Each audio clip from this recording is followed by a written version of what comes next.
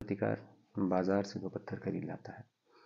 उस मूर्तिकार का काम था उन पत्थरों को खरीद के लाना, उनको तराशना, एक मूर्ति का रूप देना, बेचना और अपना जीवन यापन करना।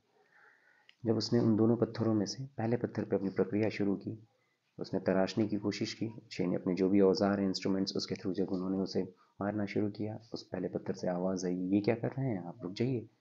उन्होंने अपनी प्रक्रिया को बताया कि हम ऐसा करना चाहते हैं, हम एक मूर्ति बनाना चाहते हैं। लेकिन उस पत्थर ने कहा, नहीं नहीं, मुझे दर्द हो रहा है, आप रहने दीजिए, मैं जिस हालत में हूँ मैं भला हूँ, मुझे रहने दें आप। उसने लाख समझाने की कोशिश की, लेकिन उस पत्थर ने मना कर दिया। अंततः उस मूर्तिकार ने उस पत्थर को हटाया, उसने दूसरा पत्थर उठाया, दूसरे पत्थर के ऊपर फिर वही प्रोसेस शुरू किया। और जब उन्होंने ये प्रोसेस शुरू किया, उस पत्थर से भी आवाज़ आई।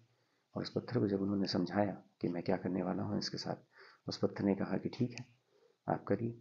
और फाइनली वो एक मूर्ति के रूप में तैयार हो गया। जब वो मूर्ति के रूप में फाइनली तैयार हो गया, तो उस मूर्ति को अब कहीं ना कहीं एक अच्छे खरीदार की तलाश थी, और एक खरीदार उस मार्केट में पहुंचा। उसने उस मूर्तिकार से उसकी मुंह मांगी कीमत अदा की, और मुंह मांगी कीमत अदा करने के बाद उसकी नज़र उस पहले पत्थर पर पड़ी जिस पहले पत्थर ने खुद को सरेंडर कर दिया था, और कहा कि आप ये पत्थर हमें दे देंगे। मूर्तिकार ने कहा, हाँ भाई, क्यों नहीं, बताएं क्या करेंगे आप इसका। इन्होंने बताया कि हमें ये पत्थर चाहिए, आप दे दीजिए।